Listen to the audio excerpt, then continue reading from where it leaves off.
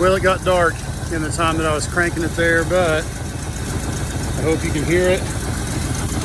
I know the insulation looks terrible and all that. I just got it home, so give me some slack. But here we are.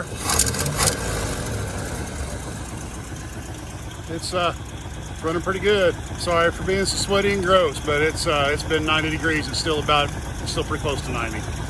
So I'm going to start trying to practice my mechanics. I'm going to start trying to practice my biblical teaching, and I'm going to start trying to practice what God's told me to do.